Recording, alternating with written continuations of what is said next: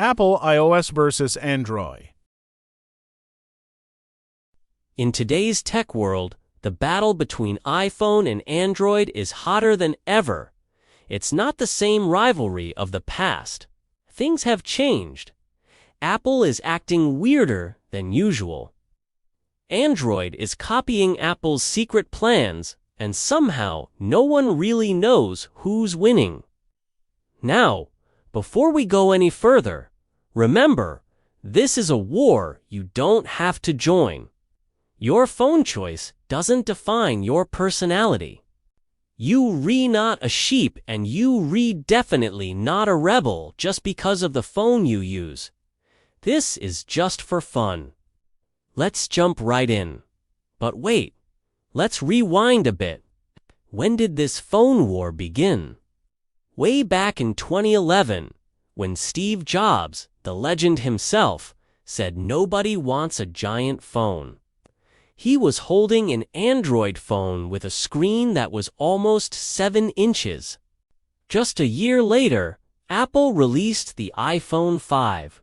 Guess what? It had a 4-inch screen, basically the same size as that Android phone. What's the irony?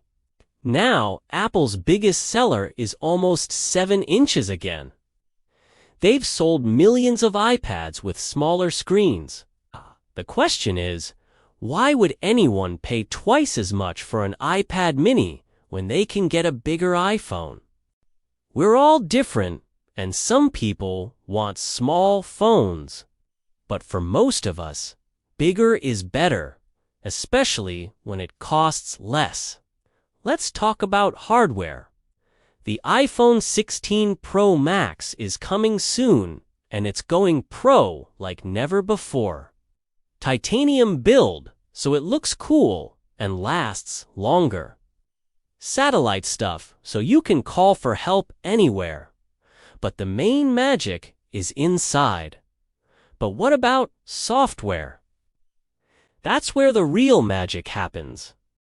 Apple recently revealed iOS 19, and it's totally different. Cool. They're calling it Apple Intelligence. Basically, it's an eye built into your phone that does stuff for you. Want an email quickly? Just ask Apple Intelligence. Need a photo fixed? Bam! Done. Even creating a cool wallpaper is easy. But the coolest thing is that all this AI stays in your phone. It's private and secure. No one can see what you're doing. On the other side, Android uses Google Gemini and Samsung's new Gauss AI. They're mostly cloud-based, which means they need the internet to work. But that also makes them more powerful. They can connect to other devices, use tons of data, and learn from everything. Just imagine having AR glasses that translate languages in real time. That's what Google is doing with Android. You can even summarize a long video in seconds. Like take a 2-hour meeting, turn it into a 20-second summary, and send it to your boss. That's what Google showed off. And it's pretty mind-blowing. But how accurate is it? Well, a student in Japan used Samsung's AI live translation feature during exam prep. He was listening to an American teacher, and the phone translated it into Japanese right away.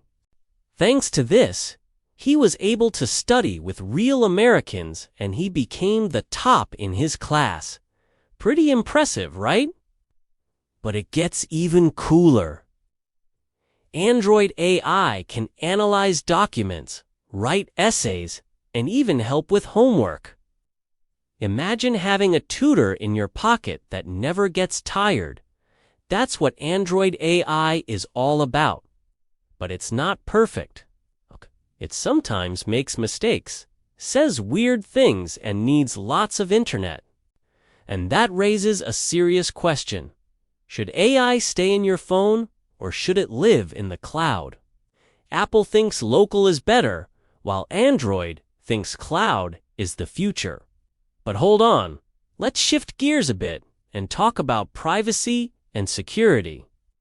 Apple loves to say, "What happens on your iPhone stays on your iPhone."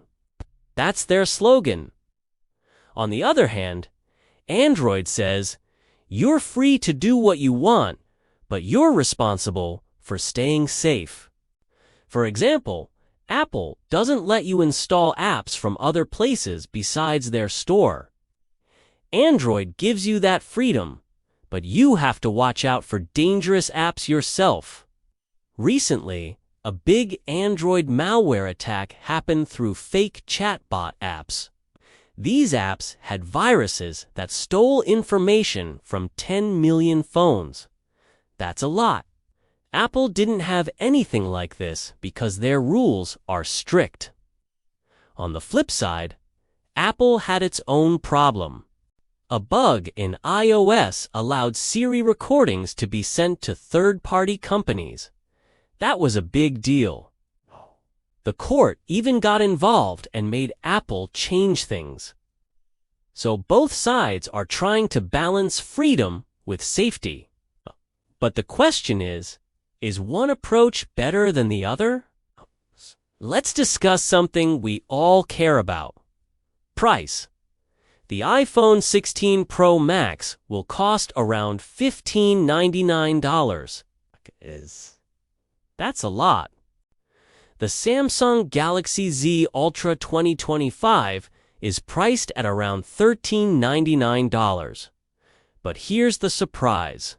In India, Xiaomi launched a flagship Android with almost the same features as the iPhone 16 for just $499. That's less than half the price. Crazy, right? Some people still prefer Apple because of the brand, but many others say they could get the same features for way less. Take the example of a college student from Sri Lanka. He saved up for 2 years to buy an iPhone. But after 2 months, his cousin showed him a budget Android phone with similar features and a headphone jack that made the guy realize he didn't need an iPhone. This shows that some people buy iPhones just because they want the Apple logo. But the question is that enough to keep Apple on top? Even experts can't decide who's winning. Some say Apple's ecosystem of products like AirPods, MacBook, iPad, and Watch is hard to beat. It's like a magnet that pulls you in. Once you're in, it's tough to leave. Others say Android's constant innovation, whether it's foldables, AI, gaming, or power, makes iPhones seem outdated. It's like watching a slow train when you're in a rocket ship. So who's really winning? The answer might shock you. Neither. The true winner is you, the user. Competition pushes both sides to improve, innovate, and fight for your attention. It's like having 2 team captains who are trying to score points for you. But here's the twist. You don't have to choose teams. You can pick the best from both sides and make your own combo. For example, you can rock AirPods with an Android phone or use a Galaxy Watch with an iPhone. That's the beauty of this tech world. It's your playground.